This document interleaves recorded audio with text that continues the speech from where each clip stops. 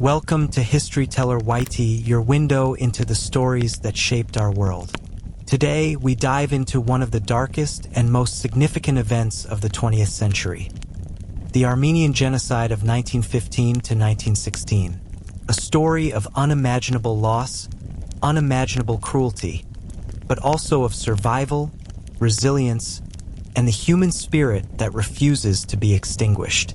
Long before the events of 1915, the Armenian people had already lived through thousands of years of history. Their story began in the highlands between the Black Sea and the Caspian Sea, where snow-covered mountains stood like eternal guardians over ancient stone churches and quiet valleys. Armenia, often called the first Christian nation, converted to Christianity as early as 301 AD, centuries before most of Europe. Their faith became the core of their identity, and their language, culture, and traditions built a bond that even empires could not destroy. By the late 19th century, Armenians were spread across the vast Ottoman Empire. They lived in villages and towns, trading goods, farming, teaching, and serving in government positions. Many were well-educated and multilingual, bridging the gap between East and West.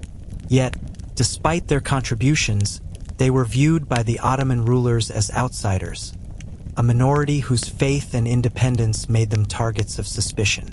The Ottoman Empire, once powerful and respected, was beginning to crumble under the weight of corruption, wars, and nationalist uprisings. In its desperation to preserve control, the government started to look for someone to blame for its decline. Armenians, with their distinct religion and culture, became an easy scapegoat. By the dawn of the 20th century, whispers of mistrust had turned into accusations. The empire's leaders began portraying Armenians as potential traitors, claiming they were conspiring with foreign enemies like Russia. This fear-driven narrative, repeated through propaganda and public speeches, planted the first dark seeds of what would soon become one of the most horrifying events in human history. In 1908, a political movement known as the Young Turks seized control of the Ottoman government. They promised progress, unity, and equality among all citizens, regardless of religion or ethnicity. At first, Armenians and other minorities believed this was the dawn of a new era. There was hope that centuries of discrimination might finally end. But beneath this hope, darker ambitions began to grow. The Young Turks, officially called the Committee of Union and Progress Cup, soon shifted their ideology. They began to emphasize Turkish nationalism, a vision of an empire dominated by Turks, culturally and ethnically pure. To achieve this, they needed to suppress or remove all groups that didn't fit their vision. Armenians, Assyrians, and Greeks became the first in line for exclusion. By 1913, the empire was ruled by three men often called the Three Pashas: Talat Pasha, Enver Pasha, and Cemal Pasha. Together, they created policies that would soon turn deadly. They believed that the only way to save the Ottoman Empire was to create a united Turkish nation, and anyone who didn't belong had to disappear. As World War I erupted in 1914, the Ottoman Empire joined forces with Germany and Austria-Hungary. The war became the perfect cover for what the leaders truly wanted: a chance to cleanse the empire of the Armenian population. Under the chaos of global conflict, they could carry out their plans with little interference from the outside world. By the winter of 1914, Armenian men were being drafted into labor battalions, where they were often executed or worked to death. Villages were raided, churches were burned, and local leaders were arrested. The storm was gathering. The genocide had not yet begun in full, but the machinery of destruction was already being built. As 1915 approached, many Armenians sensed that something terrible was coming, but few could imagine the scale of what awaited them. The government began spreading lies, accusing Armenians of forming secret armies and aiding the Russians. Rumors circulated that Armenian priests were storing weapons in churches, though no evidence existed. The public fear grew, and ordinary citizens began turning against their neighbors. In small towns and villages, Armenians started disappearing. Soldiers would knock on doors in the middle of the night, taking away community leaders, priests, teachers, and writers. Many families never saw their loved ones again. The Ottoman government called it a matter of national security, but behind closed doors, orders were being signed that would mark the beginning of systematic extermination. April 24, 1915, would become the most infamous date in Armenian history. That morning, in Constantinople, modern-day Istanbul, hundreds of Armenian intellectuals and community leaders were arrested and deported to remote areas. Most were executed shortly after. It was the beginning of a plan that would wipe out nearly an entire people. In the days that followed, entire Armenian villages were ordered to pack their belongings and leave their homes for relocation. What awaited them was not relocation, but death marches through the deserts of Syria. Starvation, exhaustion, and massacres awaited along the way. The calm before the catastrophe had ended. The genocide had begun. On the evening of April 24, 1915, Constantinople, the grand capital of the Ottoman Empire, shimmered under dim gaslights. The city appeared peaceful from the outside, but beneath that calm, an invisible storm was about to break. Orders had already been given by Interior Minister Talat Pasha. He signed the directive that would mark the start of the extermination of an entire nation. The order was simple but devastating. Arrest all Armenian political and community leaders. That night, Ottoman police and soldiers moved silently through narrow streets, knocking on doors of prominent Armenians, writers, doctors, priests, teachers, and members of parliament. Many of them were awakened from sleep, told they were being taken in for questioning, and led away with no explanation. Their families, confused and terrified, watched as their fathers, brothers, and sons disappeared into the darkness. By dawn, over 235 intellectuals and leaders had been rounded up. Among them were Krikor Zorab, a lawyer and writer known for his eloquent defense of Armenian rights, and Daniel Varugin, a poet who wrote of freedom and dignity. Most were taken to prisons in Ayaz and Kankiri, where they were tortured and executed. Their bodies were dumped in unmarked graves. The goal was clear: to silence the Armenian leadership, the minds that could inspire resistance or reveal the truth. By removing them first, the Ottoman government ensured that the rest of the Armenian population would be left disorganized, leaderless, and vulnerable. As dawn broke over the Bosphorus, the families of those arrested stood waiting, still believing their loved ones would return. None of them knew that this was only the beginning. The heart of a people had been torn out in one night, and the silence that followed was heavier than any scream. In the weeks following April 24th, the Ottoman government issued a series of official orders called the Texer Laws or deportation laws. On paper, these laws claimed that Armenians were being relocated from war zones to safer areas in the Syrian desert. But this was a cruel disguise. The so-called relocations were, in truth, death marches. Armenians were ordered to pack their belongings, given only a few hours to prepare, and told they would be escorted by soldiers to temporary settlements. But once the journeys began, it became clear that there were no settlements waiting for them. Families were herded into endless columns. Men, women, children, the elderly, all forced to walk hundreds of miles through rugged terrain and burning heat. They were denied food and water, and anyone who fell behind was shot or left to die. The Ottoman guards often took whatever valuables the Armenians carried: gold, clothing, even the few pieces of bread they tried to save. Some women were abducted or sold into slavery along the way. Others were killed in front of their families. The empire's propaganda machine told the world that the Armenians were being moved for their own safety. But in reality, The Ottoman leaders had designed a process meant to erase them completely. The roads became graveyards, littered with bones and broken carts. Entire caravans vanished into the deserts, leaving behind only the wind to carry their stories.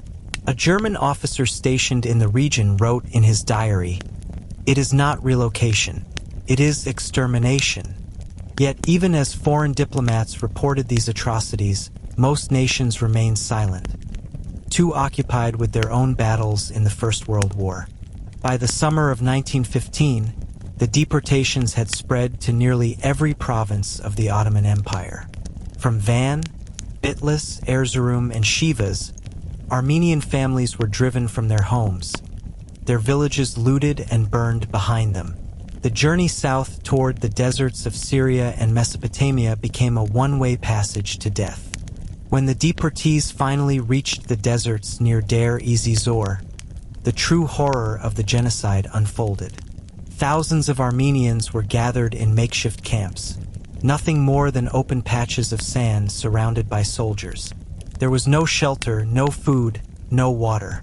Diseases spread rapidly, and starvation took more lives than bullets.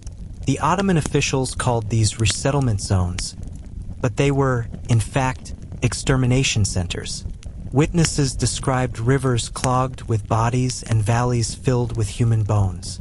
Some Turkish and Kurdish villagers, risking their own lives, tried to help by smuggling food or sheltering Armenian children. But for most, survival was impossible. By late 1916, an estimated 1.5 million Armenians, men, women, and children, had perished. The ancient communities that had thrived for centuries were wiped out in less than 2 years. Churches stood empty, schools were destroyed, and cities once filled with Armenian voices were now silent. And yet, even in the face of such darkness, some survivors carried with them a piece of hope, a belief that their suffering would one day be remembered, that truth could not be buried forever. The sands of Deir ez-Zor became sacred to those who lived through it, a silent monument to the resilience of a people who refused to vanish. When the deportation orders spread across the Ottoman provinces, what followed was a sight of biblical tragedy. Entire Armenian populations, from the smallest mountain villages to bustling towns, were forced to gather in open squares. Ottoman gendarmes stood with rifles drawn, shouting commands, while families clutched their children and tried to understand what crime they had committed. At dawn, the long caravans began to move. Thousands of people, stretching miles across the countryside, walked beneath the burning sun. Women carried infants in their arms. Old men leaned on sticks, gasping for breath. The soldiers drove them like cattle, often whipping anyone who slowed down. Each step took them farther from home and closer to the deserts that would become their graves. Eyewitnesses, including missionaries and foreign diplomats, described the scenes in horror. An American missionary in Harput wrote, "I saw a line of human misery so long that it seemed to have no end. They were barefoot, bleeding, starving, yet they kept walking because they knew stopping meant death. The soldiers accompanying the convoys often took advantage of their power. They looted jewelry, tore apart family heirlooms, and abused women and girls. Along the routes, local gangs, encouraged by government officials, attacked the caravans. They killed men, kidnapped women, and stole whatever they could find. For every 100 Armenians who left their villages, only a handful would reach the Syrian border alive. By the time the caravans reached the desert plains, their numbers had already been reduced by disease, exhaustion, and slaughter. The Ottoman government called these people relocated, but in truth, they were condemned. Their graves were not dug by shovels, but by the sands of the Syrian desert and the indifference of the world watching from afar. Among the most heartbreaking parts of the genocide were the children. Thousands of Armenian boys and girls, some barely old enough to walk, were separated from their parents. Many were taken by Ottoman officers, Kurdish tribesmen, or local villagers. Some were sold in markets as slaves or given away to Muslim families. Their names changed, their identities erased. Missionary accounts tell of young Armenian girls crying for their mothers as they were dragged away. Some were adopted and raised as Turks, never learning who they truly were. Others were left by the roadside to die, too weak to continue the marches. In the desert camps, the cries of hungry children echoed day and night, mixing with the wailing of mothers who had lost everything. There were rare moments of compassion. A few Turkish and Arab families, horrified by what they saw, risked execution to hide Armenian children in their homes.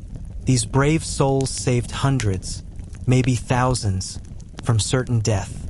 Decades later, some of those children, grown old, would rediscover their Armenian roots and tell their stories to the world. One of them, Arshaloise Mardiganian, survived unimaginable suffering and later escaped to America. She became the voice of the voiceless, telling her story in a 1919 film titled Auction of Souls. She described how, as a teenager, she witnessed the deaths of her family and thousands of others. Her words still haunt history. They drove us like animals, and when one of us fell, they shot without looking back. The loss of those children was not just personal, it was cultural. Generations of songs, stories, and traditions were wiped out with them. Yet, even in this sea of despair, the surviving children became symbols of endurance. Their memories, carried through decades, would ensure that the truth of 1915 would never be completely silenced. While the Ottoman government tried to hide its crimes, there were many witnesses, foreigners who refused to stay silent.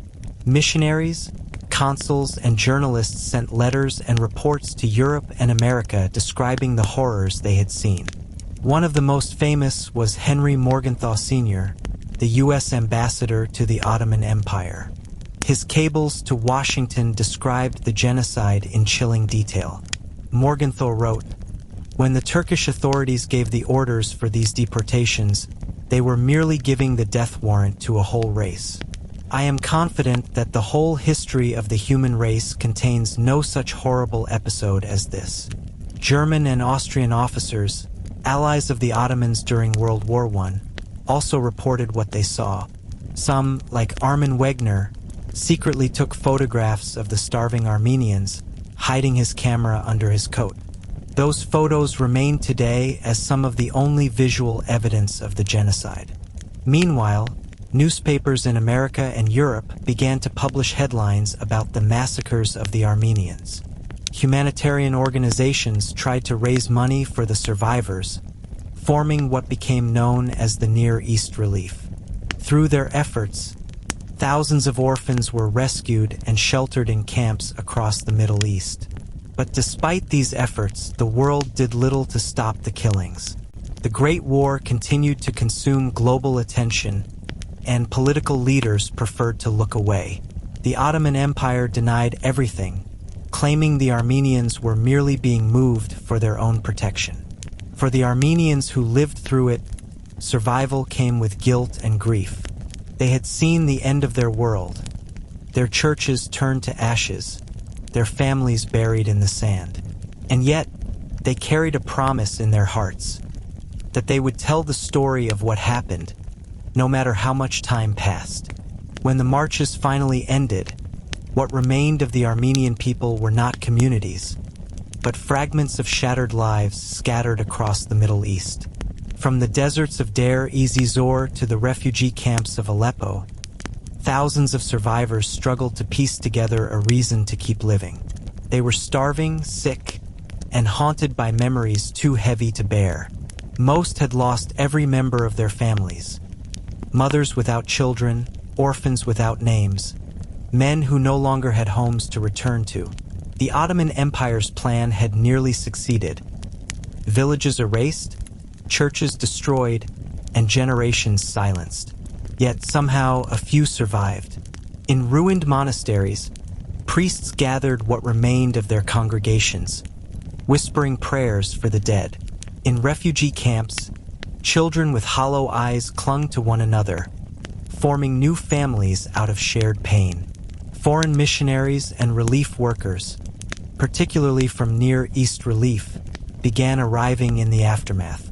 They found entire camps filled with orphans, many too traumatized to speak. Diseases spread rapidly. To care for them, emergency hospitals were built, feeding stations established, and temporary shelters erected. These relief efforts saved tens of thousands, but the psychological wounds were beyond healing. Many survivors spoke of hearing phantom voices at night, mothers calling their lost children, brothers whispering in dreams. The trauma of what they had witnessed was etched into their souls. Yet, in those same deserts where death had once ruled, a flicker of resilience began to rise. The Armenians, even in their suffering, refused to let their identity disappear. They began teaching their language in tents, writing down songs from memory, and carving wooden crosses as symbols of hope.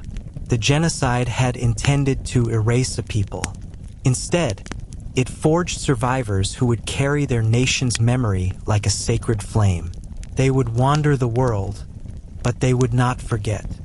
As the First World War drew to a close in 1918, the Ottoman Empire collapsed, leaving behind a landscape scarred by destruction and loss. For the surviving Armenians, this collapse brought no comfort, only displacement. Their ancestral homeland in eastern Anatolia was now empty or repopulated by others. The survivors who tried to return found nothing but ruins. Many chose exile. Thousands made their way to Syria, Lebanon, Palestine, Greece, Egypt, and beyond, forming the first great Armenian diaspora. Others boarded ships to Europe or the United States, carrying nothing but memories and the will to start over. They arrived in strange lands, unable to speak the language, often penniless. Yet, through hard work and unity, small Armenian communities began to rise from the ashes. In places like Beirut, Cairo, Paris, and Boston, new churches were built, schools opened, and newspapers printed in Armenian. Every settlement became both a refuge and a living memorial to what had been lost. The survivors clung to each other, rebuilding not only their lives but also their culture, determined that the world would not forget what had been done to them. But exile came with guilt. Many survivors felt ashamed for having lived when so many others had died. They carried the weight of memory like a curse. Even in faraway countries, nightmares followed them. Dreams of burning villages, screaming children, and the endless desert. They had survived the unthinkable, but survival did not mean peace. Still, out of that darkness emerged a fierce pride. These exiled Armenians taught their children to remember, not with hatred, but with truth. They created art, music, and literature that spoke of their suffering and endurance. Every story they told became a weapon against forgetting. In exile, they built a new Armenia, one without borders, but with unbreakable spirit. As survivors struggled to rebuild their lives, another tragedy unfolded. The world began to move on. The First World War ended. New nations rose from the ruins, and the victors redrew maps of Europe and the Middle East.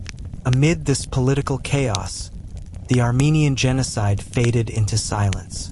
Diplomats and newspapers who had once condemned the massacres now turned their attention elsewhere. The Allied powers issued promises of justice, but none were kept. In 1919, a few Ottoman officials were put on trial in Constantinople, and Talat Pasha, Enver Pasha, and Cemal Pasha were found guilty in absentia. But by then, all three had fled the country, escaping punishment. The world's first attempt at international justice failed before it began. The new Republic of Turkey, founded in 1923, denied that any genocide had occurred. They claimed that Armenians had died because of war, famine, and rebellion, rewriting history to erase guilt. This denial deepened the pain of survivors, who now faced not only loss but disbelief. Their stories were dismissed as lies, their suffering ignored. In the West, a few voices tried to keep the memory alive. Writers like Franz Werfel, in his novel The 40 Days of Musadag, retold the Armenians' heroic resistance.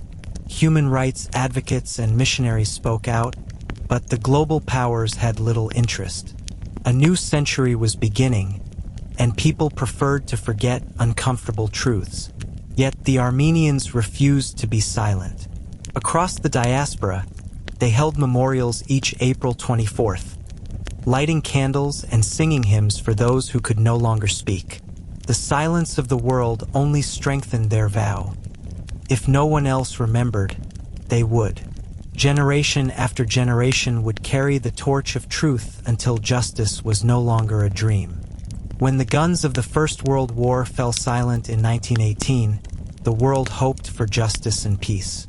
Across Europe and the Middle East, the victors of the war began investigating war crimes committed by the defeated Central Powers. For the Armenians, who had lost nearly 1.5 million of their people, this was their only glimmer of hope, that the architects of their suffering would finally face justice. In 1919, the Ottoman government, under pressure from the Allied occupation forces, began the Istanbul military tribunals. These trials aimed to punish those responsible for the deportations and massacres of the Armenians. Evidence was overwhelming. Telegrams signed by Ottoman leaders, eyewitness reports from soldiers and administrators, and testimonies from survivors. Witness after witness described how the deportations were not chaotic accidents of war, but a carefully planned campaign of extermination. The tribunals found several high-ranking officials, including Talat Pasha, Enver Pasha, and Cemal Pasha, guilty of crimes against humanity. The court sentenced them to death in absentia. However, these sentences meant little. All three had already escaped the country before the trials began. Talat fled to Berlin, Enver to Central Asia, and Cemal to the Middle East. Without them, justice was hollow. Lower-ranking officials were briefly imprisoned but later released under political pressure. As the new Turkish nationalist movement rose under Mustafa Kemal Ataturk, the remaining trials were cancelled and the record sealed. By 1921, the world's attention had shifted to rebuilding after the war, and the cries for justice faded into silence. For the Armenian survivors, it was a second wound, not of blood, but of betrayal. The world that had watched their suffering now turned away. Justice, it seemed, was a luxury for the living, not for the dead. When official justice failed, a group of Armenian revolutionaries decided to take matters into their own hands. They called their mission Operation Nemesis, named after the ancient Greek goddess of retribution. Organized by members of the Armenian Revolutionary Federation, ARF, it was a secret campaign to track down and execute those responsible for orchestrating the genocide. Between 1920 and 1922, members of Operation Nemesis hunted the masterminds of the genocide across Europe and the Middle East. Their most famous act came on March 15, 1921, in Berlin. Sagaman Talerian, a young Armenian survivor whose entire family had been killed, found Talat Pasha living openly in the German capital under a false name. In broad daylight, Talerian walked up behind Talat on a busy street and shot him dead with a single bullet. Talerian was immediately arrested, but his trial became a global sensation. When asked why he did it, he simply said, "I killed a man, but I am not a murderer. I killed a murderer."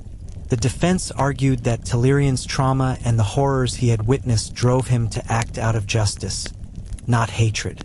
After only 2 days of deliberation, the jury declared Sagaman Talerian not guilty. His acquittal was celebrated by Armenians around the world as symbolic justice for a people who had been denied it. In the following years, other Ottoman officials, including Cemal Azmi, Behedin Shakir, and Cemal Pasha, were also assassinated under Operation Nemesis. While controversial, these acts sent a message that echoed across generations. Even when nations forget, memory endures. Operation Nemesis became a legend among Armenians, proof that truth cannot be silenced forever. But it also underscored a darker truth. When justice is denied, vengeance often takes its place. Despite the evidence, the witnesses, and the trials, the world quickly fell silent about the Armenian Genocide. The 1920s brought new political realities, the collapse of empires, the birth of new nations, and the rising tensions that would eventually lead to the Second World War. For many governments, the suffering of the Armenians became an inconvenient memory, something best left buried in the sand. The newly formed Republic of Turkey, led by Ataturk, focused on building a modern, secular state. Acknowledging the genocide would threaten that fragile new identity. So, the official stance became one of complete denial. The word Armenian itself was banned from public discussion.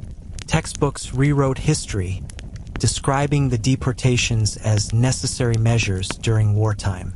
The Turkish people grew up never learning the truth of what their ancestors had done. Meanwhile, in the West, sympathy faded. The Great Depression struck, fascism rose in Europe, and the world's attention shifted again. Even the League of Nations, created to protect human rights, did little to confront Turkey's denial. The Armenian Genocide slowly vanished from newspapers and political speeches, surviving only in the memories of survivors and their descendants. But silence has a way of haunting history. Years later, when asked about the extermination of the Jews during World War II, Adolf Hitler infamously said, "Who, after all, speaks today of the annihilation of the Armenians?" Those chilling words revealed how the world's failure to punish genocide only encouraged future atrocities. The Armenians had warned the world through their suffering that forgetting such crimes allows them to happen again. Yet, their warning went unheeded. As the 1930s approached, the shadows of another genocide were already gathering over Europe. The end of the First World War was supposed to mark the beginning of a new era, a time when humanity would learn from its mistakes and ensure such horrors never happened again. But for the Armenian people, the end of the war did not bring healing. It brought silence, a silence that echoed louder than any scream. Throughout the 1920s and 1930s, while the survivors struggled to rebuild their lives in exile, the world began to forget. The Ottoman Empire had vanished, replaced by the Republic of Turkey, and global powers wanted to secure diplomatic relations with this new, strategically located nation. Speaking about the Armenian tragedy was seen as politically inconvenient.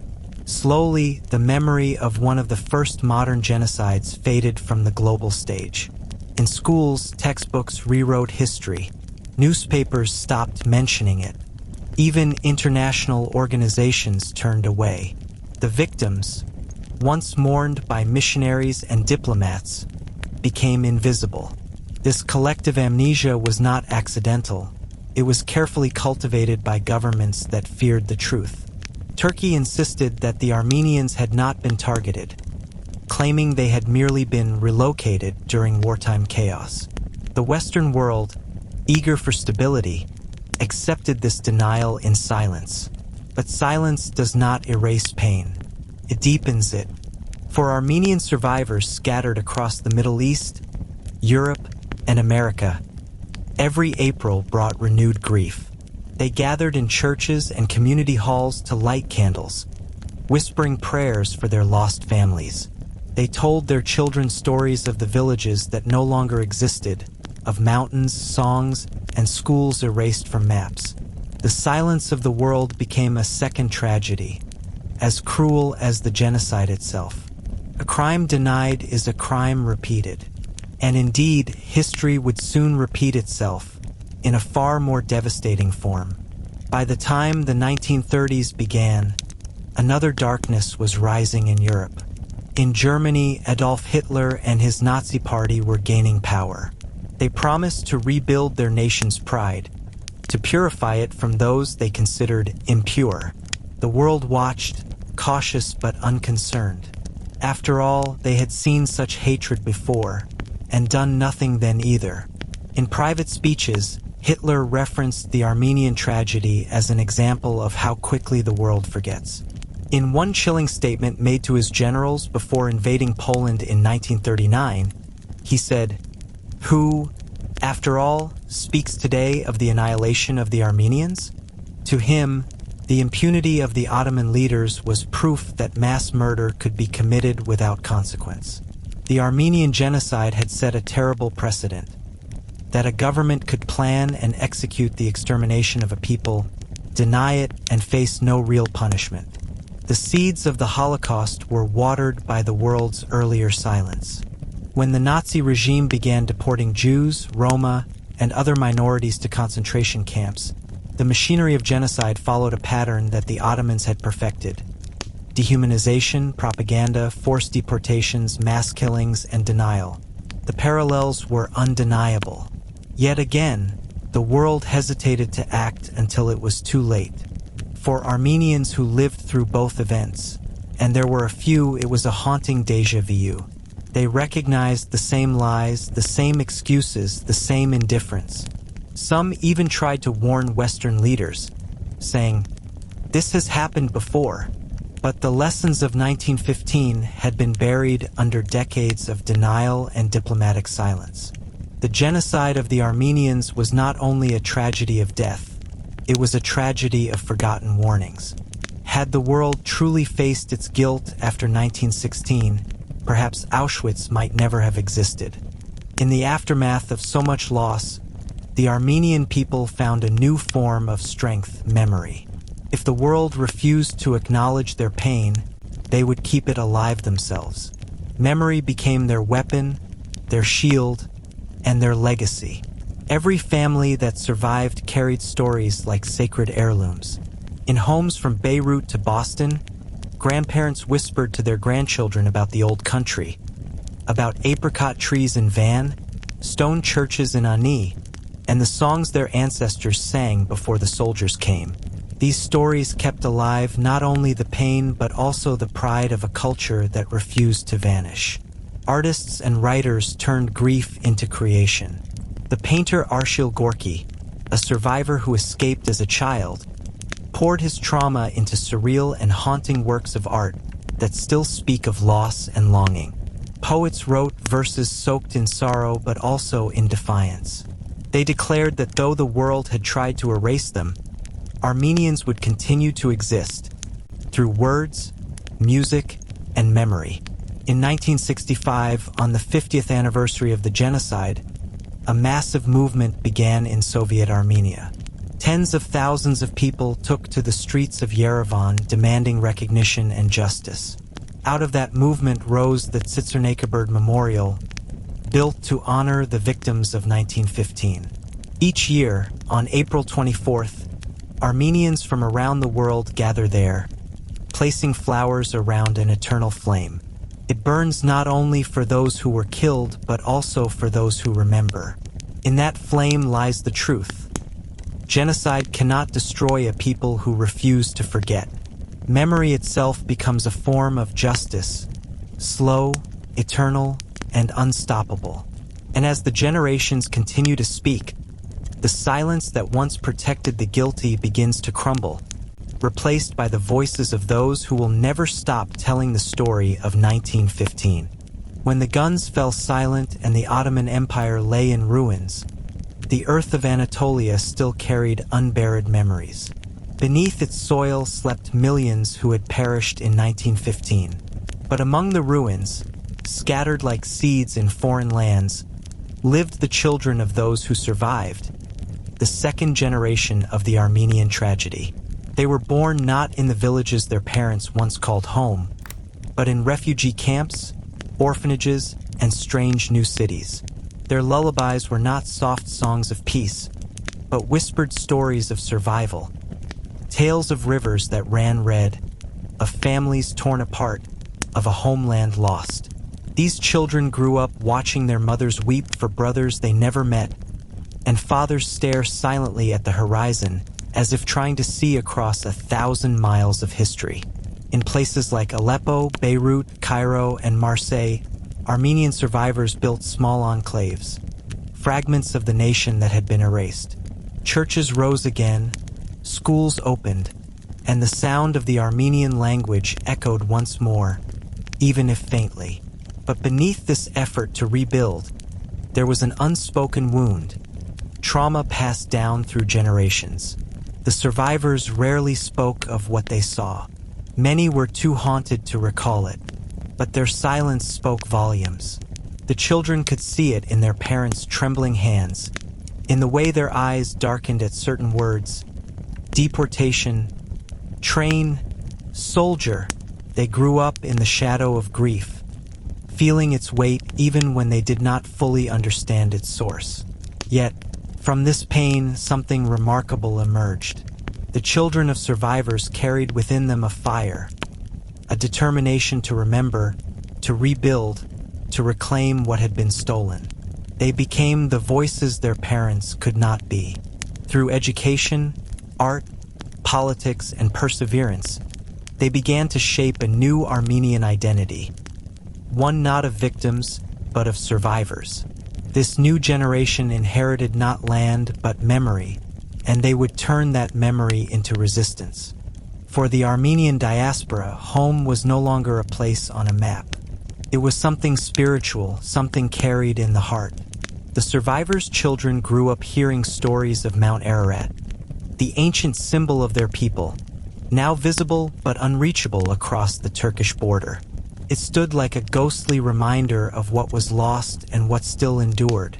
In Lebanon, Armenian refugees formed entire neighborhoods, like Burj Hamaud, built brick by survivors who refused to disappear.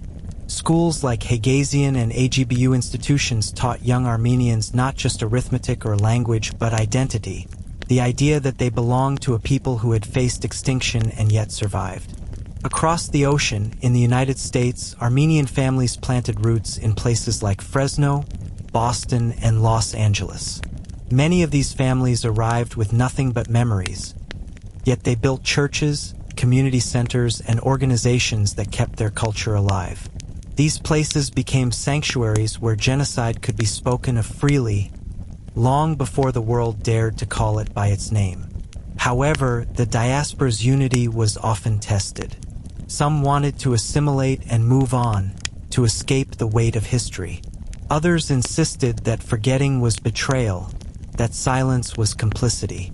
This tension shaped Armenian identity for decades. The children of survivors lived between two worlds, the modern world urging them to look forward, and the ancestral voices pulling them back to the past. Still, the spirit of survival prevailed. Armenian literature, art, and music began to flourish again. The young began to ask questions, not just about who they were, but why the world had allowed such crimes to happen. They saw themselves not as remnants of a dead nation, but as carriers of a living truth. Their homeland might have been stolen, but their heritage, their songs, their names, their faith, could not be taken. And so they built a nation without borders, united by memory, bound by resilience, and guided by the silent promise of never again. For the second generation of Armenians, inheritance meant far more than land or wealth.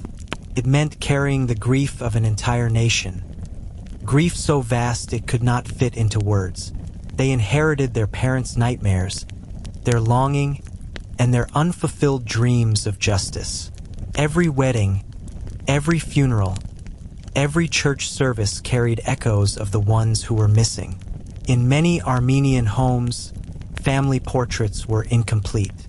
A single photograph, faded, sometimes torn, represented all that remained of dozens of lost relatives. The children grew up surrounded by ghosts, learning to smile even as they lived with invisible pain. Yet, this emotional inheritance was not only a burden, it was also a calling. As these children grew into adults, they began to speak out. They wrote memoirs, conducted interviews, and collected testimonies from survivors who were fading with age. They understood that if they did not record these stories now, the truth would vanish forever. Filmmakers, journalists, and scholars, many of them descendants of genocide survivors, devoted their lives to ensuring that the world would never again look away. In the 1960s and 1970s, a global movement for recognition began to take shape. Young Armenians demanded that governments and media outlets acknowledge what had been done. For the first time, they were no longer whispering, they were shouting. They were the voices their grandparents had been denied. The inheritance of trauma had transformed into the inheritance of courage. The fire that began in the ashes of 1915 now burned in the hearts of a new generation. A fire that would demand truth, justice, and remembrance. And as the world began to listen, the children of the survivors stood not as victims of history but as its keepers. The living proof that even in the face of attempted erasure, a people's spirit can never truly be destroyed. Be why the middle of the 20th century, the world had changed, but for Armenians, one battle remained painfully the same, the battle for truth. The genocide that had taken nearly 1.5 million lives was still denied by the very nation that had orchestrated it. Turkey, now a modern republic, insisted that there had been no genocide, only a civil war or mutual suffering. This denial became official policy, written into textbooks, enforced by laws, and repeated in every diplomatic conversation. For Armenians scattered across the world, denial was another wound. It was not enough that their ancestors had been massacred. Now their very memory was being erased. Survivors who had lived through hell were called liars. Families who had preserved every photograph, every document, every scar were told their stories were fabrications. This cruelty cut deep. In the 1950s and 60s, the second generation of Armenians began organizing. They were no longer content to live quietly in exile. They wanted acknowledgement, not pity. They wanted the truth to stand on the record of history. Across Lebanon, France, the United States, and Argentina, Armenian organizations formed committees, gathered archives, and lobbied governments. Historians like Richard Hovhannisyan and Vahak Dadrian began publishing groundbreaking research that left no doubt. What had happened in 1915 was systematic annihilation. Yet, political obstacles stood tall. Turkey's position as a key NATO ally during the Cold War made many Western nations reluctant to confront it. Governments feared that recognizing the genocide would damage strategic alliances. But the Armenian diaspora refused to back down. They realized that silence had already killed once, and they would not let it kill again. In community centers, churches, and student groups, a new generation was rising. They were not just mourning, they were mobilizing. They organized memorial marches, hunger strikes, and letter campaigns. Their message was simple, but powerful. We remember. Every April 24th, their voices grew louder, their presence stronger. The world was beginning to hear them, even if it didn't yet have the courage to speak.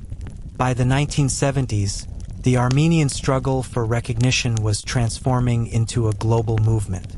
What had once been confined to survivor testimonies and small community gatherings now entered the international spotlight. Universities began hosting conferences on the genocide, documentaries were produced, and eyewitness archives were translated into dozens of languages.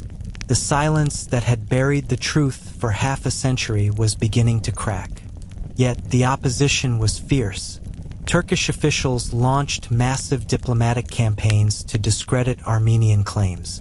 They pressured historians, threatened journalists, and manipulated political alliances. In some countries, Turkish embassies distributed pamphlets denying the genocide to schools and libraries. The fight for truth became a battle not only of history but of information and propaganda. But Armenians had something stronger than denial: evidence. Missionary reports, photographs, Ottoman telegrams, and survivor testimonies painted a consistent and undeniable picture. Even German officers, who had been allies of the Ottoman Empire during World War I, left behind diaries describing what they had witnessed. Deportation trains filled with corpses, starving children left on roadsides, and villages wiped out. Armenian youth movements, inspired by global liberation struggles, took bold steps. They staged demonstrations outside Turkish embassies, demanded that governments include the Armenian Genocide in history curricula, and created awareness through films and art. For them, this was not just about the past, it was about dignity, identity, and justice. In 1965, when the Soviet government finally allowed public commemoration in Yerevan, something extraordinary happened. Over 100,000 people gathered to demand recognition. The crowd filled the city streets, holding portraits of the dead, chanting for truth. It was the first time in 50 years that Armenians, united across borders, had spoken in one voice. Out of this movement came the Tsitsernakaberd Memorial, a sacred space of remembrance that still burns with an eternal flame. From Yerevan to Paris, from Los Angeles to Buenos Aires, Armenians were no longer victims hidden in history's shadows. They were witnesses standing in the light, breaking through the wall of silence that had stood for generations. The fight for recognition was never easy. For every documentary aired, there was another censored. For every lawmaker who spoke the truth, another bowed to political pressure. But the persistence of the Armenian people proved unstoppable. They understood something fundamental: denial is the final stage of genocide, and to confront it is to complete the act of resistance their ancestors began. In the 1980s and 1990s, a wave of recognition began spreading slowly across the globe. Parliaments in countries like Uruguay, France, and Canada passed resolutions acknowledging the genocide. International scholars, uniting under the banner of human rights, condemned denialism as a moral crime. The truth was no longer hidden. It was being spoken on the floors of governments and universities. Each acknowledgement, each memorial, each book written was a victory, not just for Armenians, but for all of humanity. Because the Armenian story was not only about one nation's suffering. It was a mirror held up to the world, asking, will we ever learn? For the Turkish state, denial became harder to maintain. Younger generations of Turkish scholars and activists began to question the official narrative. Courageous historians like Taner Akam risked persecution by publishing Ottoman records that confirmed the genocide. Within Turkey itself, whispers of truth began to spread. Cautious at first, but growing louder every year. The power of truth, once unleashed, cannot be buried again. It lives in classrooms, in books, in the hearts of those who remember. And as the 21st century began, the Armenian people stood taller, not as victims demanding pity, but as survivors demanding justice. They had carried the memory of their ancestors through deserts, through silence, through denial, and now through truth. The world was beginning to see what they had always known, that remembering is not an act of hatred, but of healing. The road to recognition was long, painful, and unfinished, but the light of truth had finally broken the darkness and the aftermath of World War I. As empires crumbled and new nations were born, the world was confronted with the full horror of what had occurred in the Ottoman Empire. Reports from diplomats, missionaries, and journalists flooded in, detailing the atrocities committed against the Armenians. There were mass deportations, executions, and deliberate starvation, crimes that shocked even those hardened by war. The question arose, who would be held accountable? In 1919, under Allied pressure, the Ottoman government, now under the short-lived post-war regime in Istanbul, held a series of military tribunals to investigate and punish those responsible. For a moment, it seemed justice might finally speak. High-ranking officials, including former Interior Minister Talat Pasha, War Minister Enver Pasha, and Navy Minister Cemal Pasha, the infamous Three Pashas, were accused of organizing and executing the extermination of the Armenian population. The court found them guilty in absentia. The verdict was clear. Genocide had been committed, and the empire's leaders had orchestrated it. Yet justice was fleeting. By the time the sentences were handed down, the Three Pashas had already fled the country, hiding in Germany, Russia, and the Middle East. The new Turkish nationalist forces, led by Mustafa Kemal Ataturk, denounced the tribunals as illegitimate, calling them tools of foreign occupation. As the nationalist movement gained power, the fragile attempt at justice collapsed. Files were destroyed, witnesses silenced, and the courts dismantled. The Allied powers, distracted by post-war reconstruction and their own political ambitions, quickly turned their attention elsewhere. The genocide of the Armenians, though acknowledged, went unpunished. For the survivors, this was an unbearable betrayal. They had lost their families, their homes, their nation, and now they were losing the hope of justice. It became clear that the world's conscience had limits, and those limits stopped at politics. The price of truth, it seemed, was too high for nations to pay. But among the scattered Armenians of the diaspora, justice did not die. It waited. When the world refused to act, some Armenians decided that justice would have to come from their own hands. Out of the ashes of loss, a secret plan was born, Operation Nemesis, named after the ancient Greek goddess of retribution.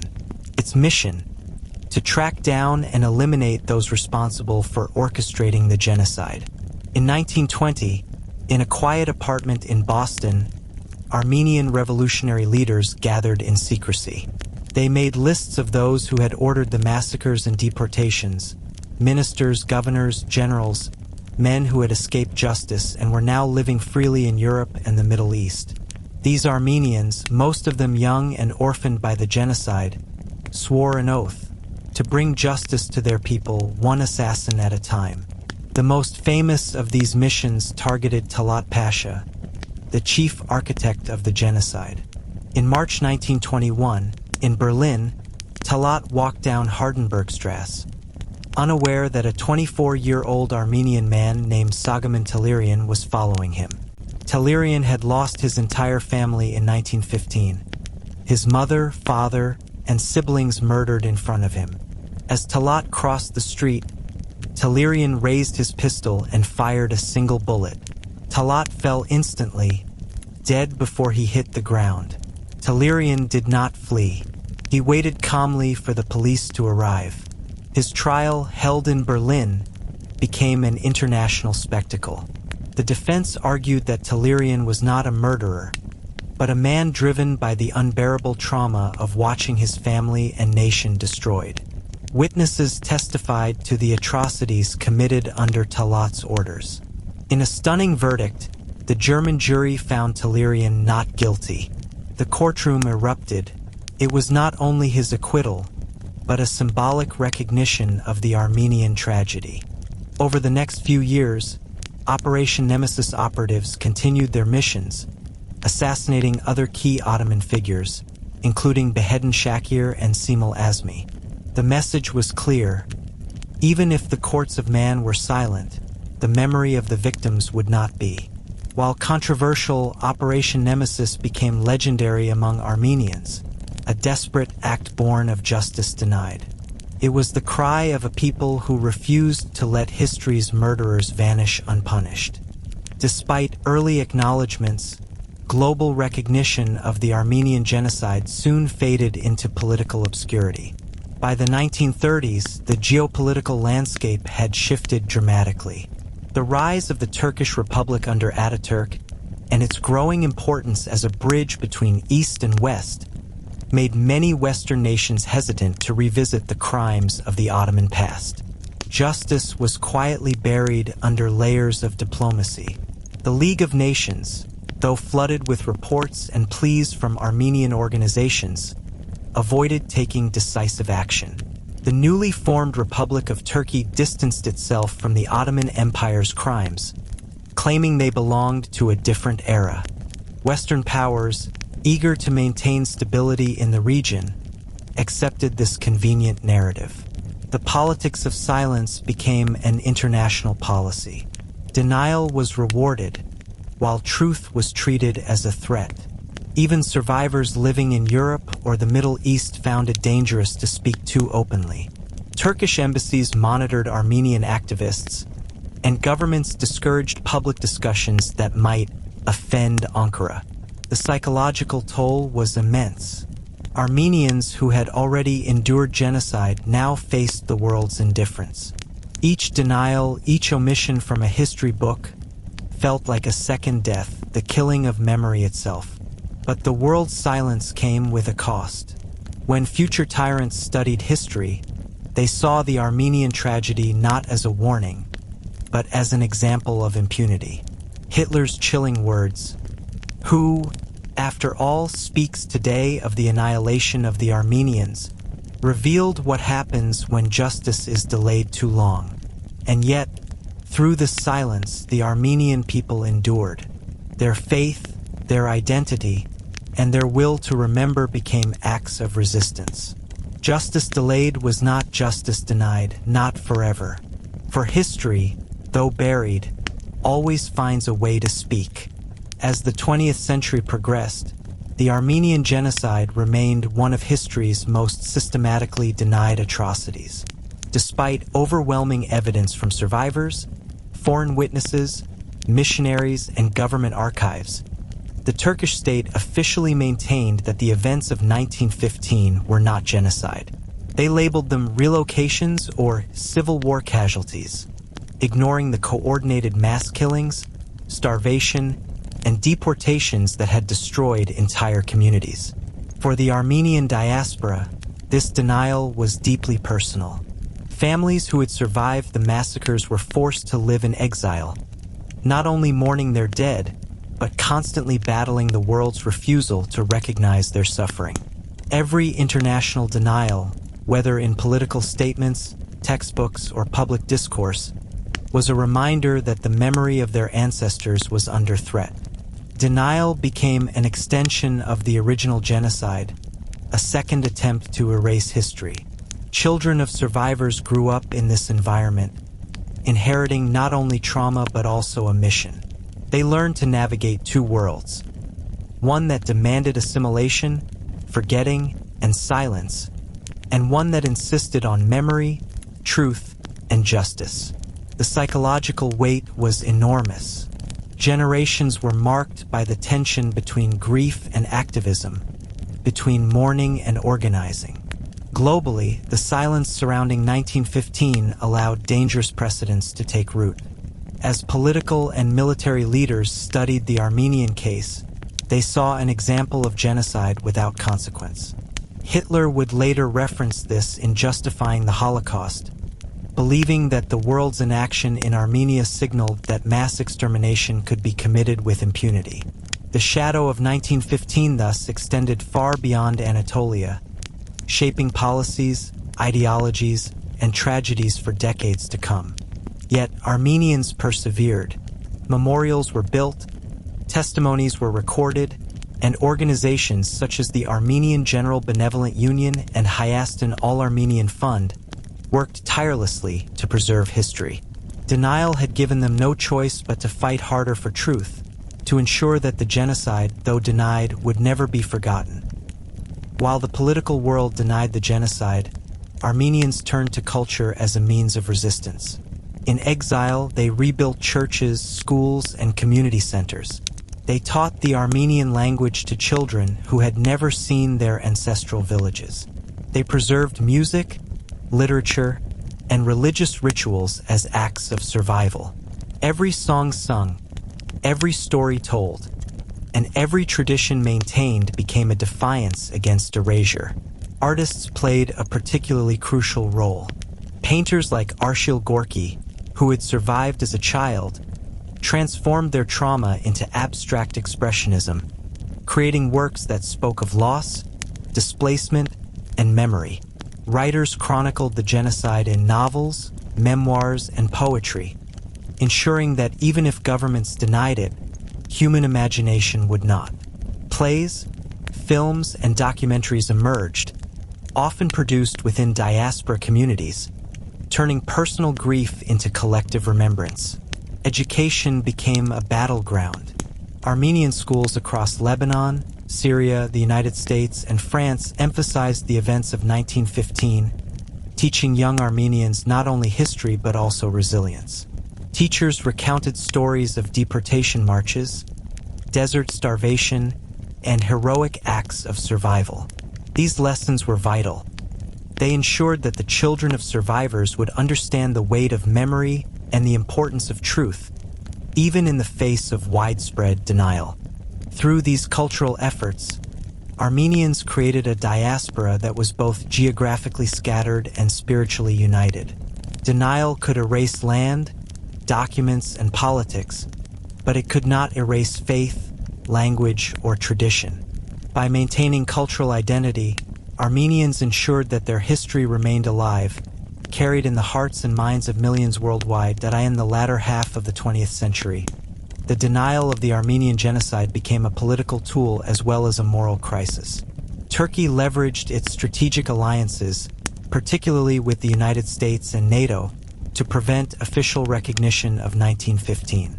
Ambassadors lobbied foreign governments, pressured academics, and influenced media narratives to frame the events as unfortunate wartime casualties, rather than a coordinated extermination.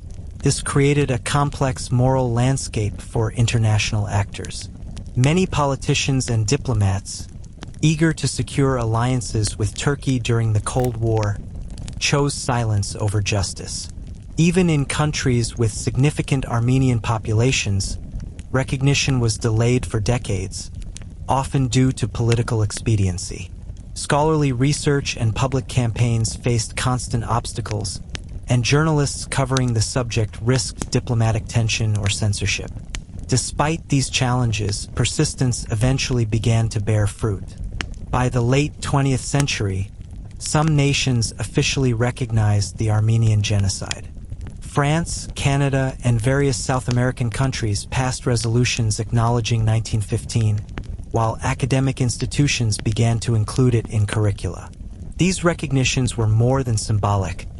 They represented the triumph of evidence, truth, and human persistence over decades of political denial. However, the struggle continues. Denial remains strong in many circles, and the global Armenian community continues to face the challenge of reconciling diplomacy with historical justice. Yet one truth endures: the Armenian Genocide cannot be hidden. Its memory, carried by survivors, their descendants, and historians around the world, continues to influence discussions of human rights, international law, and the prevention of future atrocities. Through denial, the world has learned that ignoring the past carries profound consequences.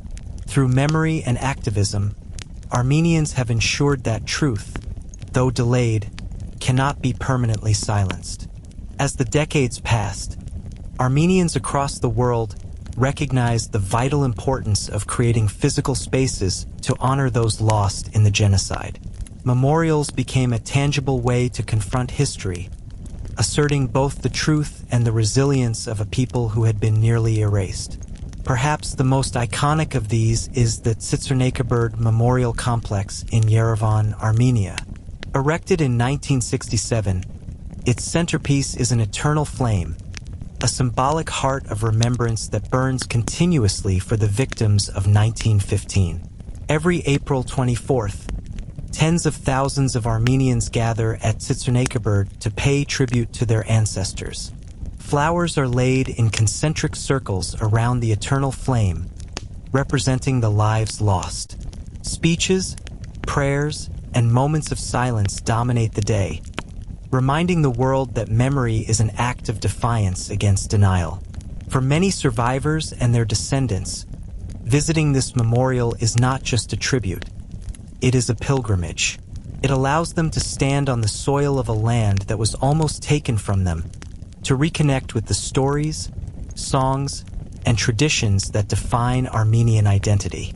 the significance of memorials extends far beyond Armenia itself. In the United States, the Armenian Genocide Memorial in Montebello, California, and other monuments in cities such as Boston, Fresno, and Chicago serve a similar purpose. In Europe, countries like France, Germany, and Belgium host memorials in prominent city centers, ensuring that the memory of 1915 is part of global consciousness. Each monument, while geographically distant, connects to the shared experience of loss, survival, and the enduring power of truth. Through these memorials, Armenians assert a moral imperative. Remembrance is not optional. It is a duty to the dead, to the living, and to the future. Every ceremony, every act of recognition, is a small victory against the forces of denial that have persisted for more than a century. The Armenian diaspora, born out of exile and survival, has played an indispensable role in keeping the memory of 1915 alive.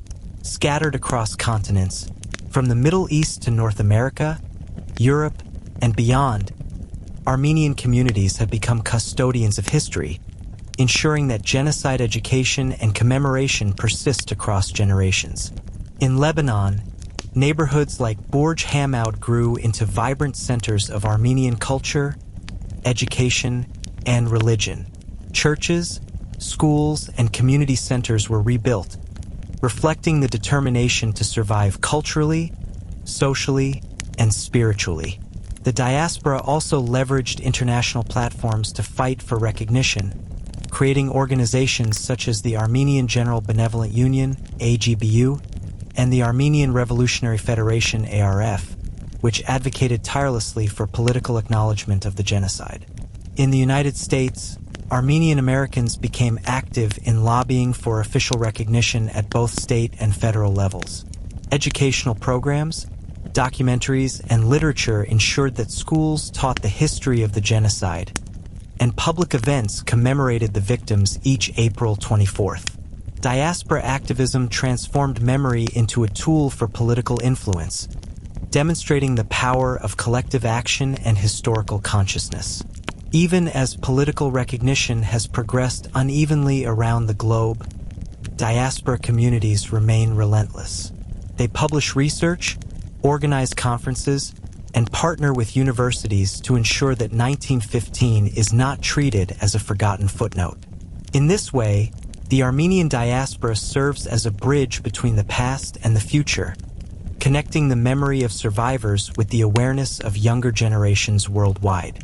In recent decades, the Armenian genocide has increasingly gained recognition on the international stage.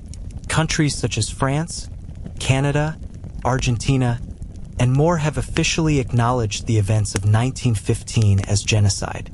Scholars, historians, and human rights organizations continue to document, study, and publicize the evidence, countering denial and promoting understanding. Education has become a key battleground. Universities now offer courses in genocide studies that prominently feature the Armenian case, emphasizing its historical, legal, and moral significance. Films, documentaries, and digital archives have brought survivor testimonies to a global audience, making it impossible for the world to claim ignorance. Social media platforms, too, allow Armenians and allies worldwide to share stories, photographs, and historical documents, amplifying awareness across generations. Yet, the fight is far from over. Denial persists, particularly from the Turkish state and its supporters. Political pressure continues to challenge recognition in some countries. But Armenians around the world remain steadfast. They understand that memory is a living process, not merely recalling the past, but actively ensuring that lessons are learned. Recognition of the Armenian genocide is not simply about historical acknowledgement. It is a commitment to human rights, justice, and the prevention of future atrocities. Through memorials, diaspora activism, scholarship, and global advocacy, Armenians have transformed trauma into resilience. Their story reminds humanity of a crucial truth. Even when the world attempts to forget, memory endures, resistance survives, and justice, though delayed, is never entirely lost. For the Armenian people, education became more than a pathway to knowledge. It became a sanctuary for memory, a way to ensure that the genocide of 1915 would never be forgotten. In the aftermath of mass displacement and the formation of the diaspora, Armenian families understood that textbooks, classes, and oral lessons were the primary tools for passing down the truth. Without them, the story of the genocide risked being buried by time and denial. Diaspora communities around the world established schools that would serve as centers of cultural preservation. Institutions like Haigazian University in Lebanon, Armenian schools in Los Angeles, Fresno, and Boston, and countless community-run classrooms in Europe became more than just places of academic learning. They were hubs of identity, teaching Armenian history, language, literature, and, critically, the events of 1915. Every lesson reinforced the idea that remembering was a moral imperative. Educators went to extraordinary lengths to collect testimonies from survivors. They brought first-hand accounts into classrooms, reading letters written during the deportations, sharing photographs of lost families, and recounting the names of villages that no longer existed. For children who had never seen their ancestral homeland, these lessons were bridges, vivid, painful, and unforgettable connections to a past that the wider world tried to erase. Through education, the genocide became more than historical data. It became a living memory. Students were encouraged to ask questions, to study archival documents, and to understand the mechanisms of mass violence. The goal was not only to remember, but also to empower the next generation to recognize and confront injustice whenever it appeared, ensuring that the lessons of 1915 would have a profound moral and ethical impact on the future. Alongside formal education, survivor testimony has been one of the most powerful tools for preserving the memory of the Armenian Genocide. Oral histories, diaries, letters, and interviews became vessels carrying the raw, unfiltered experiences of those who endured forced marches, starvation, and massacres. Many of these accounts were collected decades after the events, as survivors found the courage to speak, often in the face of political and social resistance. One of the most poignant aspects of these testimonies is their universality. Stories of family, community, and resilience that resonate beyond the Armenian experience. Survivors described the horrific realities of life in the desert, where children were abandoned, parents starved, and villages burned to the ground. These testimonies revealed not only the immense suffering, but also the remarkable courage and solidarity that allowed some to survive. In the modern era, these testimonies have been preserved through multimedia projects. Documentaries like Armenian 1915 and the archives maintained by organizations such as the Zorian Institute ensure that the voices of survivors are accessible to researchers, educators, and the public. By hearing survivors recount their experiences in their own words, younger generations gain a deeper, more personal understanding of history. Furthermore, these testimonies serve a dual purpose. They document truth for posterity and act as evidence against denial. Every story recorded, every diary digitized, counters attempts to rewrite history. Testimony becomes an act of defiance, a refusal to allow the past to be erased and a challenge to the forces of denial and indifference. Preserving the Armenian genocide in education and testimony is not merely an act of remembrance. It is a profound moral responsibility. The survivors and their descendants recognize that forgetting or allowing denial to persist risks repeating history. By teaching future generations, Armenians embed in them the importance of human rights, the dangers of nationalism unchecked by morality, and the imperative to act when injustice arises. The responsibility extends beyond Armenians themselves. Universities, Schools and institutions worldwide are increasingly incorporating the Armenian Genocide into genocide studies and human rights curricula. Students learn to identify patterns of dehumanization, to understand the political and social mechanisms that enable mass atrocities, and to reflect on global responsibility. This education fosters empathy, critical thinking, and a commitment to prevent future crimes against humanity. Cultural projects also reinforce this responsibility. Literature, music, film, and art derived from the genocide provide accessible ways for people of all backgrounds to engage with the history. Museums and memorials worldwide host workshops, lectures, and exhibitions to contextualize the genocide within broader historical and ethical frameworks. By combining education with personal testimony, Armenians and allies ensure that memory is not passive. It is active, transformative, and enduring. Ultimately, preserving the story of 1915 is about sustaining humanity itself. The Armenian Genocide teaches the world that silence can be deadly, but memory can be powerful. Through schools, testimonies, and cultural engagement, future generations inherit not only the pain of the past, but also the courage to confront injustice wherever it arises. In doing so, they honor those who were lost and affirm that truth, no matter how long suppressed, will never die. Art has long been one of the most powerful tools through which the Armenian people have processed and conveyed the trauma of 1915. For survivors and their descendants, painting became more than a form of expression. It was a way to preserve memory, bear witness, and resist the erasure imposed by political denial. Among the most notable figures in this movement was Arshil Gorky, a child survivor who immigrated to the United States. His paintings, blending abstraction with haunting figurative forms, often evoke the fragmented, painful experiences of displacement, loss, and survival.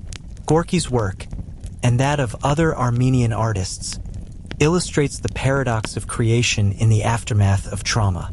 Through color, shape, and composition, they convey emotions that words cannot fully capture. The despair of witnessing loved ones perish, the alienation of exile, and the resilient spark of hope that survives even the darkest times. Their canvases are both memorials and warnings, speaking to those who may never have heard the stories firsthand.